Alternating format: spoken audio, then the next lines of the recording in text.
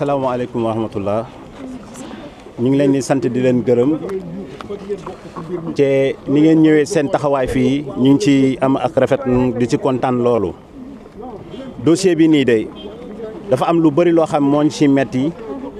bañ ko daree dox ba léegi ay kuwaat rek nañ ciy gis commençant par SNR parce que SNR dafa jël kër gi ajusté ko boppam ba mu ko defee ba noppi ñu proposé ñu permis d'occupation par mois à 60 000 francs le mois ñun waa SNR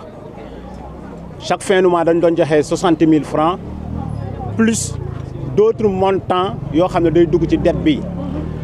SNR nous a donné 2 numéros de compte benn bi 60 000 la benn bi day dugg ci bor bi chaque fin du mois doon nañ assurer 360 000 francs le mois.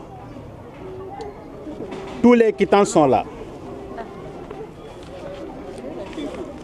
génnal quittance yi dox oui ñu ngi nii quittance yi ñoo nekk nii waaye te li ñu gën a jaaxal versé nañ après la vente nee nañ jaay nañ kër gi en 2015 après la vente ils ont continué di jël xaalis suñu xaalis ñun suñu benn grand frère dem na fa ñu ne ko yéen de amee ngeen fi 9 millions soo leen bëggee ñu jox leen ko ñu ne ko ñun soxlawuñu 9 millions ñun suñu kër nañ soxla te c'est la pure vérité léegi dama leen di laaj ñun njëkkoon nañ fi ñëw def lii ñu dugal ñu annulation de vente maanaam le 8 passé dossier bi jàll na au niveau du tribunal ñu renvoyé ba le 22 prochain bii nii di ñëw mais kon lu fi jar lii nii ñu ñëwaat fi nii tey jii nii kon am na lu ci nekk ñuy ñaan nag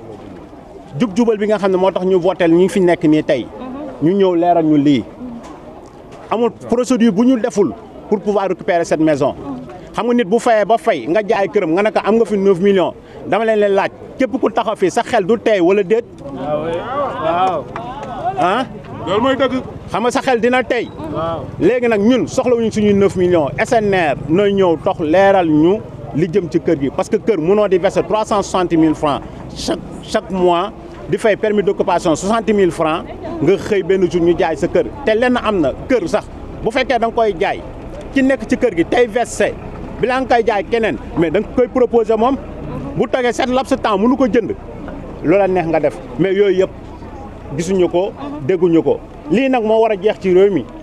parce que nit du warul nekk fële am dooleem rek di def lu ko neex ñuy ñaan ci yàlla ak le président de la République ak monsieur Ousmane Sonko le premier ministre ñu koy ñaan une appel solennellement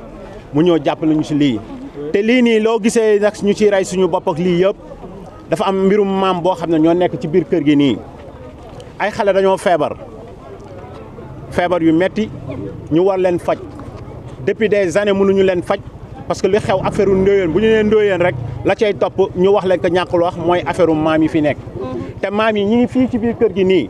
à ma grande surprise ñu ngi naan nañ pousse bagage parce que dañoo bëgg a toj te yaakaar naa bis bu ñu ko tojee lay yëngu te tey yàq ay nit ñi war fa faatoog ak yeneen dina bëri te nit nag bu amee ay maamam ñu nekk ci kër gi dëkk ak moom plus des centaines des années nga nekk ak ñoom am na lu ko gën ñuy ñaan ci daraja Rasulullah sallallahu alayhi wa sallam monsieur le président de la république monsieur le premier ministre ñu ngi lay naan nga ñëw dimbali ñu ci lii ginnaaw yàlla ak yonent bi ñu ngi lañ ciy woo ñun de bu fekkoon wóoroon na ba wóor ko nii mosuñu versé xaalis kitaabu naa ko ci yàlla maa ngi yëg ci suma loxo du ma taxaw fii di jël micro nii àdduna mi yëpp di ma déglu on a versé jusqu'à 2021 xaalis bi ngi foofu ñu koy versé kon donc ngir yàlla moom ndem état la ñoom ñun doon versé nu ñu delloo suñu kër te yàlla tax kër une maison de 305 mètres carrés est-ce que nit jaaru na ñu koy jaay à 45 millions R+2 s'il vous plaît dama bëgg ki koy jënd moom xam na ko moi je ne vais pas prononcer son nom xam ndax lan parce que j'allais mais dama bëgg a xam leen rek nit bu baaxee day baax nit bu menee noo xam doo waroo wax turam sax nit di ko dégg parce que baaxu ci société kii R+2 la 45 millions kuñ koy jaay ça veut dire naxaate am na ci te naxaate boobu moo war a jeex ci réew mi man nag ñun suñu famille en 2000 suñu pap mi ngi gaañ en 1990 le 9 juin 1990 1990 ba mu gaañoo 3 mois nañ toog ci kër gi ñun suñu yaay ak tout membre famille bi ñun ñëpp dañoo génn pendant 17 ans loué kër gi di ko versé SNR mais ñii gore wuñu wala gore nañ. gore nañu. damay laaj ñun est-ce que gore nañ war a gore wuñu. gore nañu. parce que nee nañ sa baay dee na ñu ne la pour nga mën a fay bor bi da ngay génn ci kër gi nga loué ko pour fay pendant 17 ans mosuñu tardé benn weer on a toujours versé au niveau de la SNR. man mi di wax ak yow ni bu tardement versé sax su ma jëlee suma salaire man maa njëkk a dem versé ko ñëpp xam nañ ma SNR xam nga nag ñu fa ñëw nii mais l'ancien bi ñu dem di ko versé tous les quittances de 90 lépp nañu organisé du 1er janvier ba décembre lépp ñu ngi quittance yi ngir yàlla le nouveau directeur yow mi nga xam ne man yow la monsieur le ministre ak Diomaye Faye teg la foofu ci bopp boobu ñu ngi lay ñaan di la lancer une grande appel nga dimbali ñu càmbar ñu foofu noonu pour ñu mën a jotaat suñu kër. asalaamualeykum wa rahmatullah.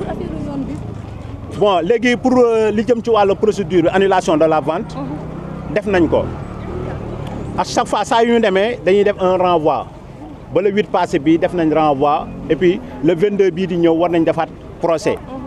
waaw damay laajte koo xam ne dugal nga un requête pour wane l'annulation de la vente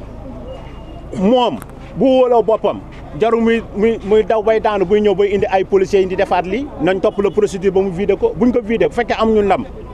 ñu dem mais incha allah rabi le 22 nañ ñu joxal rendez-vous au niveau du tribunal. te on avait préparé une lettre adresse ko monsieur le procureur Ndoye cette lettre là mi ngi nii tey en principe nañ ko waroon dem foofu déposer ko au niveau du secrétariat mais malheureusement ba ñu xëyee suba teel nañ ñu woo nii ñu ñëw ci lii looloo tax mais. non pour wane ko nii pour wane ko la procédure bi ñu démarré kër gi ni mu jamee ni ñu kii yëpp parce que c'est un nouveau procureur bu ñu fal fu ñu fal foofu noonu pour wan ko procédure bi fu ñu tàmbalee fu ñu kii yëpp suñu avocat def ko pour ñu remettre que lettre bi.